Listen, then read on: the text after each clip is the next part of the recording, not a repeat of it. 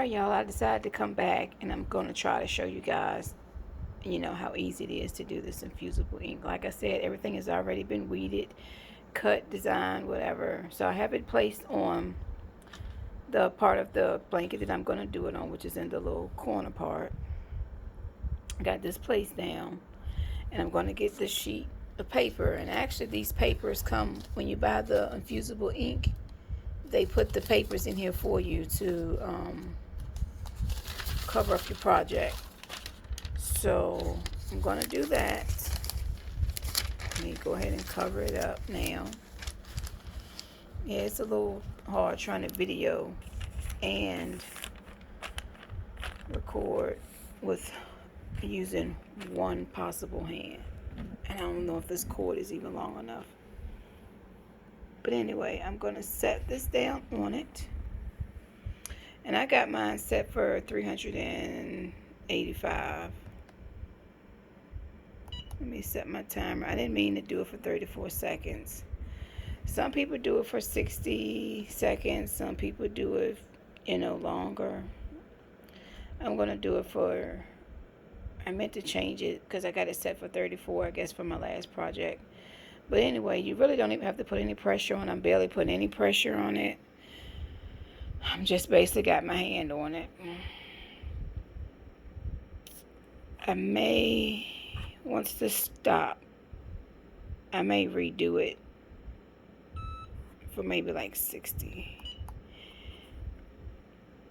That way I'll make sure it takes all the ink, But anyway, y'all, I'm at work and this is what I set up at work. I had to work this whole weekend, 3 to 11. And like I said, they're taking her baby on Wednesday. And I'm way behind. I should have gotten this girl stuff straight. I brought the stuff, but like I said, I just didn't want to give it to her yet because I bought certain things because I wanted to design a couple of the things that I wanted to give her or whatever. Put that touch on it or whatever. So I'm going to lift this paper up or whatnot. All right, that's the first piece. And yeah, this thing is hot. Woo! It's hot. I'll have to give it a minute to cool off because she hot.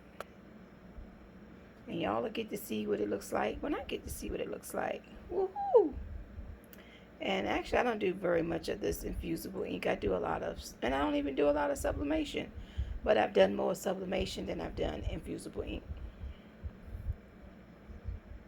Well, it's still a little hot. But guess what? I'm anxious to see what it looks like. So I'm going to pull it up. Let me just peep at it. Let me just peep at a corner to make sure. Oh.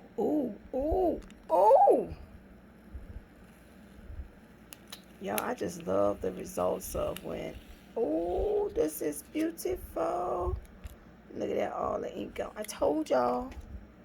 Look how bright this is. Look how bright this is. I told y'all the ink on the sheets are dull. So don't let that discourage you because once the heat hit it, the color pops. Now, I put this between it because the ink could go through the other side and you don't want that. So I put this piece of paper between it. I don't see any ink on here, so did good. But I still have to go back because now I have to put the name. And it's going to be Aries Snuggle Time blanket. And I'm going to do blanket, but I'm going to do that in vinyl. So I'm going to put the name right there.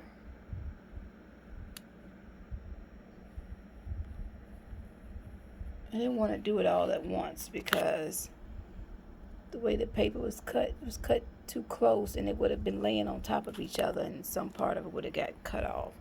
So this is Aries Snuggle Time blanket. So let me put the piece of paper back on it again. And I'm going to press this bad boy again. I wish I could just do the name area part, but the whole thing is going to have to get pressed again. But, the more heat, it will, I guess it'll put the image in even better.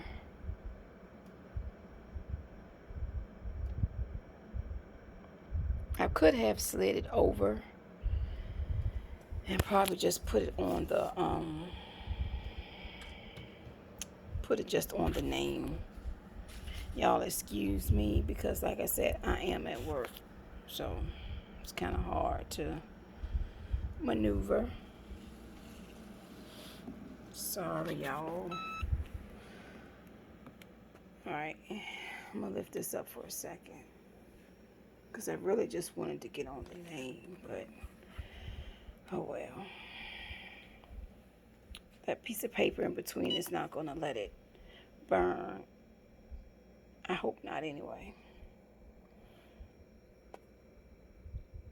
But anyway, I don't know. The last couple of months, I've subscribed to the Cricut Access, and I rarely even use it. So I'm thinking I'm gonna probably have to cut. I'm gonna cut it off again because I'm not even using it, and it's just $10 a month, and I'm getting charged, and I'm not even using it. Yeah, this is my first time using it because most of my designs, I Google them anyway, or I go on Etsy and I pay for a few. Um, but other than that, y'all, I'm not saying it's a waste of time or waste of money because I know some people use it. And like I said, when you order stuff, you get that 10% off because you are an Access member. But just like I do the Prime, I'm doing Netflix. And I barely watch Netflix, you guys. And I'm still getting charged, what is it, $17.99 a month?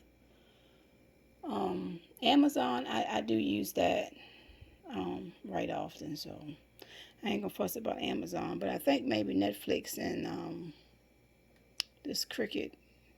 And then I do Canva, and I think that's $12.99. And that's where you can go in there, and they got all the templates, and you can design a lot of stuff. And I think I've used that a few times, but I'm not going to say it's $12.99 worth the stuff that I've used because I barely use that also. But this stuff just keeps coming out of my checking account. So I'm going to decide on whether or not I'm going to keep Canva and watch. Every time I get rid of Cricut Access, it's always a design in there that I'm going to need, and then I got to start it back up. Ain't that some bull crap? Alright, you guys. I'm holding this heat press because I slid it down now. I have nowhere to put it because I don't want to just lay it down. But anyway, I'll come back and I'll show you guys what the final result are and what it looks like.